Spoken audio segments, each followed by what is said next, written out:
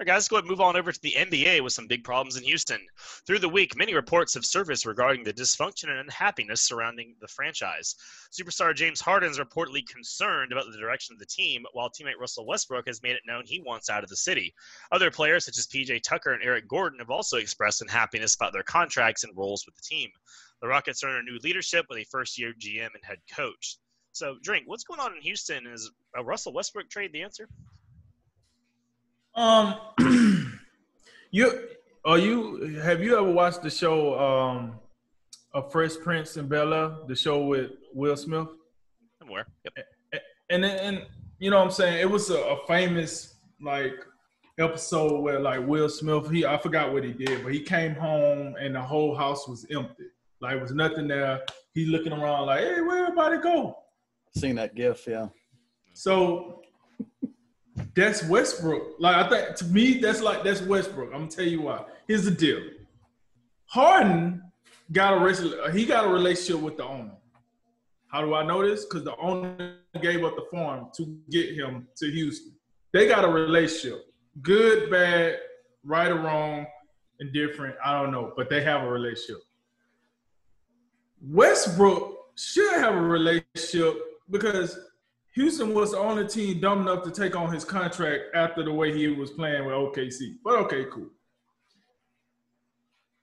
I think Westbrook woke up and said, well, first of all, I don't like how this team panders to James Harden, but this is James Harden's team. Then he said, okay, Mike D'Antoni gone, so I should get more love. Okay, Daryl Morey gone, so I should get definitely more love. And what I think is somebody that told Westbrook, look, bro, I don't know what you think is going to happen here, but this is James Harden's team. Now, I have my theory on that. We mentioned this earlier. When you're a superstar leaving a team and you're coming to another player's team, it's one or two ways it can go. Either that incoming star, which is usually homegrown, either that incoming star, when I mean homegrown, I mean usually they're drafted or that team got them in a very early stage of their career. That's what I mean established. by homegrown. Yeah, established. Yeah. But either that star, welcomes you with a warm embrace and say, hey, look, we're going to compromise and we're going to make this happen. You came here to win a championship. I want to win a championship. We're going to make this work. Or that superstar like, hey, dog, yo, this is me. This is all me. Hey, Rizzo, come on here. Come on at your boy. This is all me here. You know what I'm saying? Hey, this is my thing. You can sit over there and do whatever. It's good to have you, but you know what I'm saying? This is me. You know what I'm saying? I keep the ball in my hands 89% of the time. All right, cool. Well, the problem with that was this. Well, yeah, I said the problem with that is this. When Westbrook came, I'm fairly confident he liked the way that Mike D'Antoni runs his teams. He's a guy, he got one guy that's ball dominant. That one guy makes majority of the plays, but he keeps the ball in his hand. Westbrook knew, okay, James can't play every minute of the game, so hopefully when he's not playing, I can get in and I can dominate the ball when I'm in, which he did for the most part, I thought. Unless I seen something different, he dominated the ball when James Harden wasn't in the game. But now, as you see everyone's leaving, a different philosophy is coming. I said this. Maybe the head coach, the incoming head coach, maybe it's not what Westbrook want. And listen, I said this earlier. The writing is on the wall. You didn't hit your ceiling with this team. If you're Gordon and you're PJ Tucker and you're some of these other guys that's been on the team, McLemore, Rivers, some of these other guys that was on the team for a while that seen you was up 3-2 on the Warriors, should have won that. Or seen you in the Western Conference Finals twice and should have been in the NBA Finals. And you just seen this past season, the writing on the wall.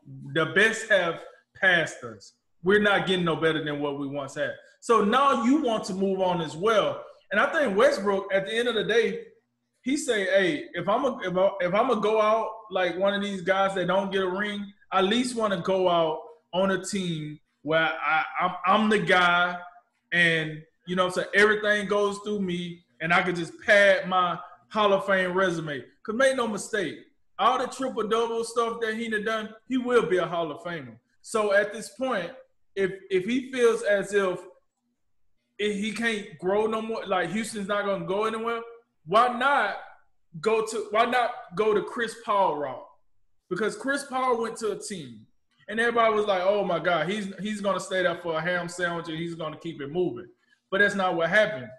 He actually made them a contender, which was kind of crazy. Go to the playoffs, playing some good ball, and now Chris Paul is probably the most sought after guy right now, even though I don't think he's a legitimate free agent. But so many people want him now because they've seen that he actually created more value for himself by making that move to OKC.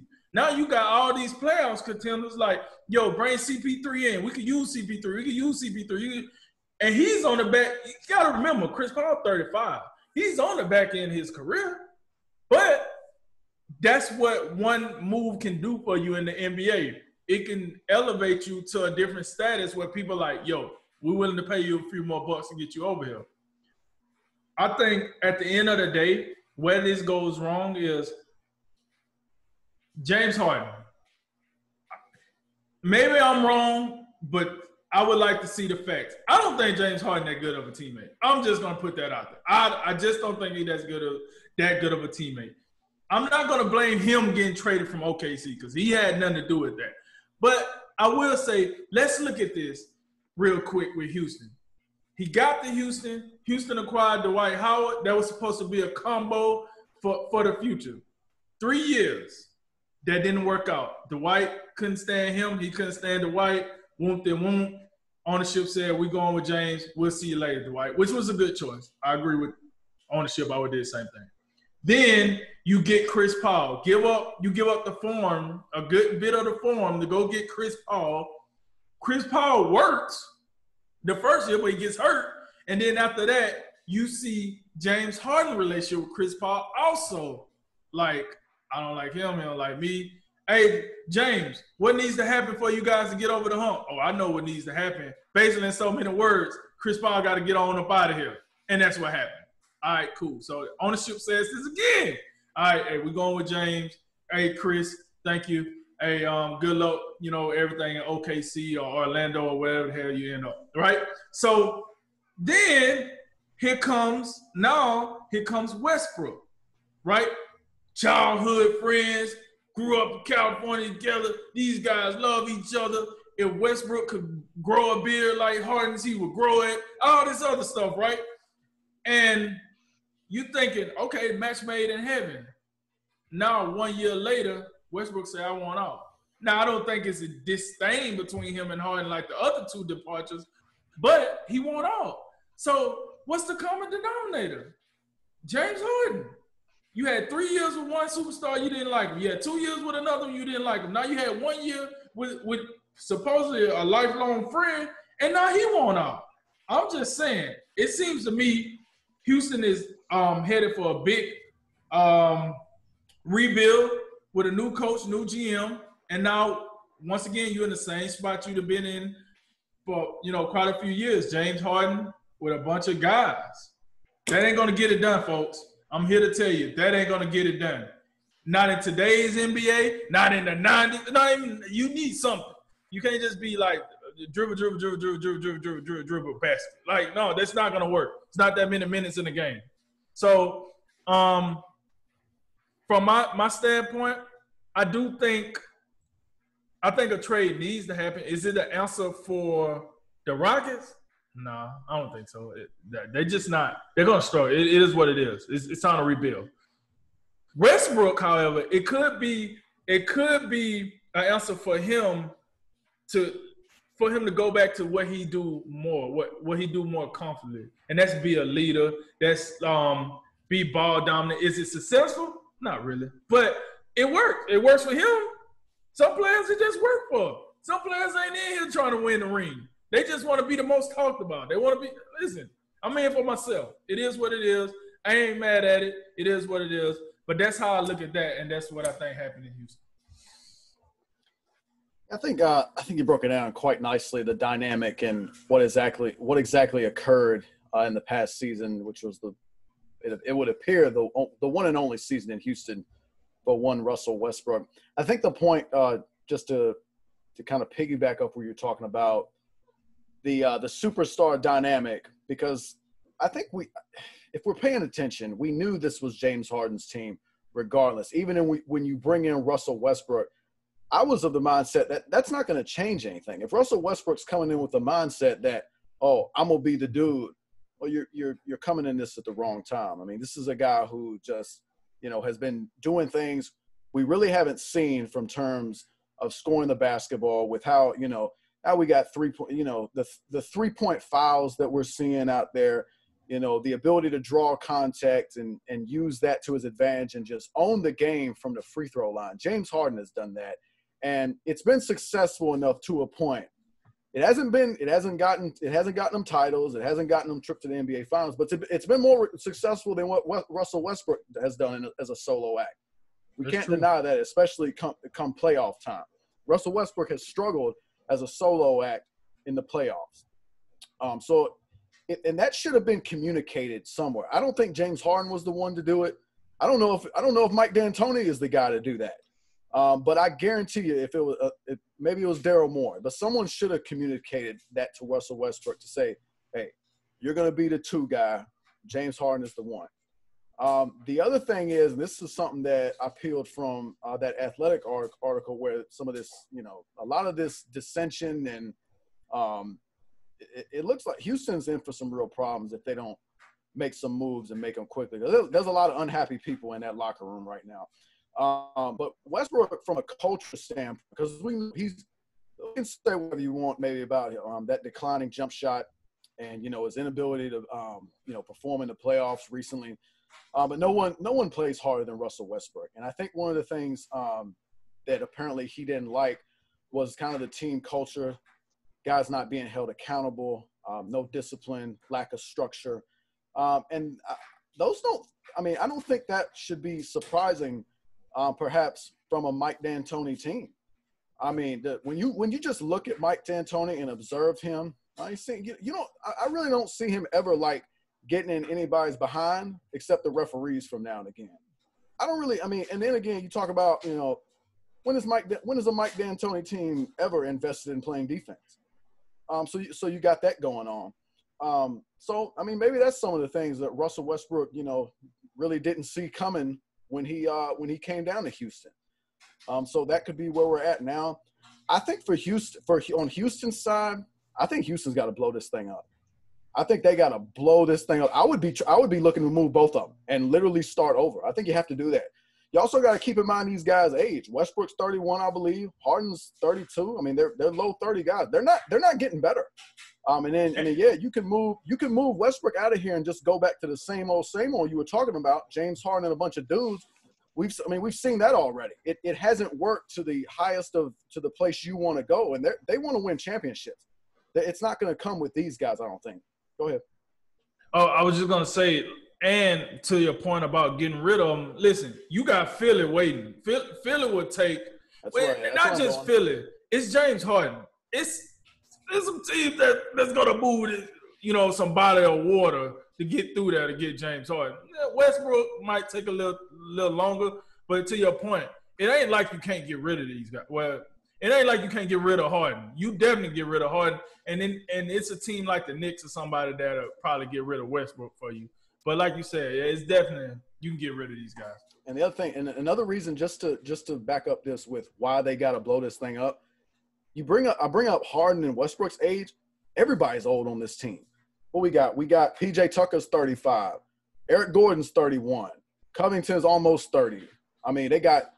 What is DeMar Carroll doing on this roster? Tyson Chandler. I mean, these guys don't even play. Luke and Mute. I mean, you're Jeff Green. I mean, he's 34. I mean, it's a bunch of dinosaurs on this team. And then you talk about your only really young pieces that you would like recognize their name are Daniel House. He out there flopping around in the bubble, sneaking people in his room or whatever. And then Ben McLemore. I mean, and that's really about it. There ain't a whole lot to like as far as young talent. You got to inject some youth on this team. when you bring up Philly, I think I brought up maybe a couple weeks ago James Harden to Philly with, the move of Daryl Morey. I think Russell Westbrook to Philly makes sense too. Not both of them, but I would look at Russell Westbrook and not for on the court reasons, but also maybe something we're not considering. Russell Westbrook to me is the perfect guy you add to that team to light an absolute fire under Joel Embiid. You talk about accountability. You talk about bringing the best out of people and being a leader. Remember what Jimmy Butler did when he was in Philly very briefly? I think Russell Westbrook's the guy to maybe get the best out of Joel Embiid. Can I just are you assuming that they would trade Ben Simmons in that situation? Yes, I am. Okay. Yeah, all Ben right. Simmons. Yeah, I would absolutely. Ben Simmons has to get at it. And then again, Houston needs young talent. I mean, that's Ben Simmons in a nutshell. I would also look. I know Westbrook. That's a bad contract. Well, Philly got some bad contracts on their team too. But you ever heard of Tobias Harris or Al Horford? Can we get one of them dudes out of there quick, fast, and in a hurry? And then so I would look at if I'm Philly and I'm Daryl Morey, maybe you try to get Westbrook. Maybe you try to sneak Covington back into Philly because they need some shooting too. I was just that's my point. That was my point. My problem with Westbrook is if you take Westbrook and they say you take Simmons, but you're gonna give up a trade because that's not even, or you're gonna give up some of your young talent that's probably the better shooters on your team at this point. Like, I just feel like you putting yourself in the same thing outside of the leadership part. Got that. But he can't shoot. So what are you going to do? Yeah. Westbrook going to Philly. They still put Embiid in pretty much in the same situation skill set wise. That's still – I mean, yeah, Philly still they still have a structural problem that goes back to what they did last year with investing so much in height and not in shooting. So, I mean, when you look at shooting, they still be lacking a little bit there, although Covington would immediately help, as we saw. And the defensive versatility that he brought to Houston really allowed them to play that small ball style where Westbrook excelled. But then, I mean, a guy like Shake Milton, I mean, we saw what he did in his, the latter half of last season. I think Alec Burks can still give you a lot of good things off the bench, some instant scoring punch. I really think the thing about Westbrook to Philly is really Joel Embiid. I think Russell Westbrook could be the guy to get some consistency out of him and just really impress upon him what it looks like to work hard day in and day out and be a consistent force. Now, if you take Philly out of the equation for Westbrook, then I don't know where you go as far as contenders. I don't know if there's another contender that would look at him and say, yeah, bring him on in. Because a lot of teams, if you look around, they're set at point guard. So then it does look like, let's talk about the Knicks. I mean, the Knicks, if nothing else, they just need some excitement. And Russell Westbrook's gonna sell tickets. And if I'm James Dolan sitting up there in the Big Apple, I look, Westbrook, come on in, and maybe you can go out there after every game and take them face shots from the media because James Dolan could use a little less from the media, even though a lot of it's his own fault. But I mean, the media, what is their incentive to even look at some of the players on the Knicks? Some of the media members are more well-known than the Knicks players. So, I mean, but outside of Philly, I think it is a bottom feeder type team because I don't think, given Westbrook's age and his skill set, a lot of people talk about the game kind of moving away from him because he's just not a good shooter. And I think if it's not Philly, then it could be one of those really bad Eastern Conference teams that maybe they come calling just for nothing else to sell tickets. Yeah, that's kind of what I was thinking about. So y'all made some really interesting points, and I was kind of kicking it around while you guys were talking, thinking, would this be the year if you were going to rebuild Houston? We know that draft picks in this upcoming draft really aren't as valuable as they normally are. There's so many unknowns. You've got a couple guys at the top of the list, your Anthony Edwards, your LaMelo Balls, but then after that, it's just kind of like no one really knows what's in this. So there's a lot of teams with like multiple draft picks that are trying to make deals, and people seem to be wanting to sell draft picks more than buy them. Well, Houston only has one coming up in the next couple of years, all the nonsense trading they've been doing and pulling guys in and bringing them out.